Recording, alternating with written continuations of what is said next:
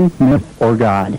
Tonight's speakers, Pastor James Burns Jr. from the Memorial Presbyterian Church in Norman, Oklahoma, and Dr. Jamal Badawi Professor, St Mary's University, Halifax, Canada. Bismillah ar-Rahman ar-Rahim. Walhamdulillah wassalatu wassalam ala Rasulillah wa ala alihi wa sahbihi wa sallam. All praise is due to Allah, Creator, Sustainer, and Cherisher of the universe. And may His peace and blessings be upon His last messenger, the Prophet Muhammad, peace be upon him, and on all messengers which preceded him, peace be upon them. Respected guests, my brothers and sisters in Islam and in humanity, I greet you all tonight with the greeting of Islam. Assalamu alaikum wa rahmatullahi wa barakatuhu. May the peace and blessings of Allah be with you all. We, the Muslim Student Association, University of Oklahoma chapter, here in Norman, Oklahoma, welcome you all, each and every one of you tonight, to a Christian and Muslim dialogue. This dialogue will investigate the main difference between Islam and Christianity. That is, the nature of Jesus Christ, peace be upon him. And the topic to be discussed is whether Jesus, peace be upon him, is Christ, man, myth, or God. At this point in time, I wish to both introduce and welcome our two speakers tonight who will participate in this dialogue. Sitting on the left, we have Reverend Jim Burns, who is a pastor at Memorial Prespyterian Church in Norman. He has been here now 2 years. He attended Texas A&M University, and he received his B.S. degree in physics in 1965. He went on and obtained his MS in physics in 1967, in which he did research at Oak Ridge National Laboratories in atomic physics. And also he went on to his PhD in physics as well and finished it in 1970 and did research in nuclear physics at Texas A&M, Texas A&M's Cyclotron Institute. Reverend Burns then taught physics and engineering for 4 years at A&M, Texas A&M, at Moody College in Galveston, Texas.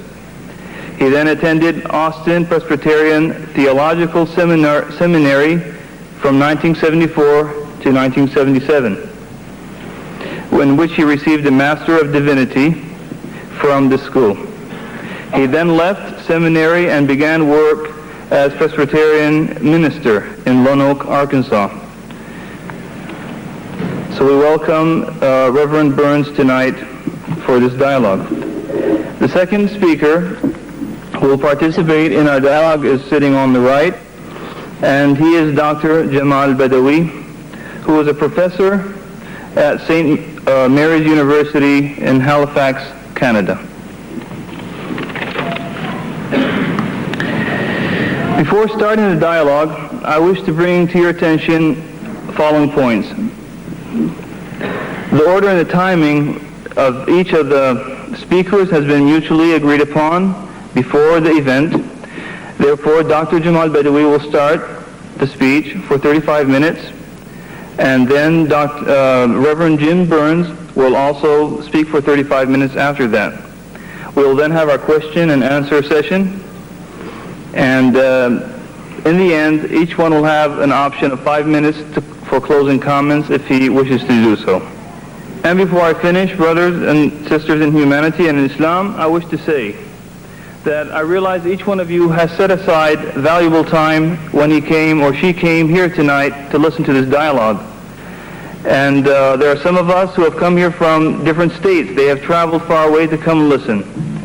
Therefore, I pray to God that you will all find what you have come looking for, and that you leave this event learning more about the truth behind the topic being discussed, that is Jesus Christ man, myth, or God? And I'd like to welcome now the first speaker, Dr. Jamal Badawi, who will speak for 35 minutes.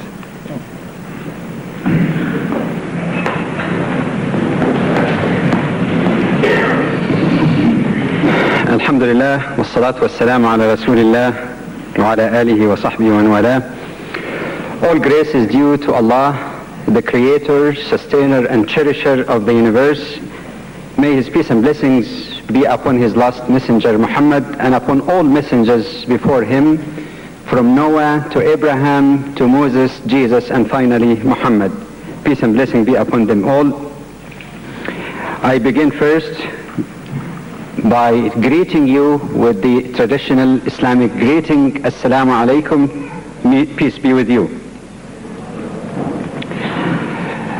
I thank Allah for giving me the opportunity to be with you at a very short notice, and I am thankful to Reverend Byrne for accepting the invitation also to participate in this dialogue.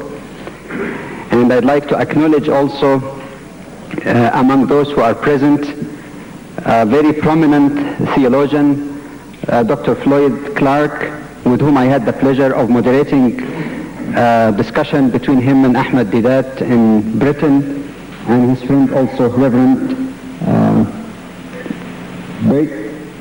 Payton. So welcome to them and welcome to you all, and I appreciated the opportunity. There is no religion in the world outside of Christianity itself which makes it an article of faith to believe in, to love and honor and respect Jesus outside of Christianity except Islam. No other religion, including Judaism, shares this with Christianity. The teaching of the Quran with that respect is echoed by Prophet Muhammad, peace be upon him, when in one of his sayings said, quote, I am the nearest, that is the nearest in love to Jesus, son of Mary, in this world and in the next. The prophets are brothers, son of one father. Their mothers are different, but their religion is one. There has been no prophet between us. Not only was Prophet Muhammad, peace be upon him, who spoke with respect and love about his predecessor, Jesus, peace be upon him, but according to the Quran also, it shows that Jesus, peace be upon him, spoke with the same respect and love to his successor, Prophet Muhammad, and actually he directed his followers to follow him should he come in their lifetime. In one sense then, we find that Islam and Christianity share a very important common link, as I call it. But paradoxically enough, as the chairman indicated in the beginning, while this is a very important beginning, it is also the nature of Jesus that is the basic reason of difference in understanding in theology between Islam and Christianity.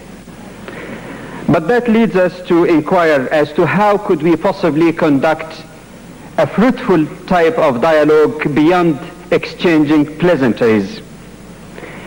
In order to facilitate presentation, an outline has been passed on, so make sure you get one from any of the ushers if you haven't got any.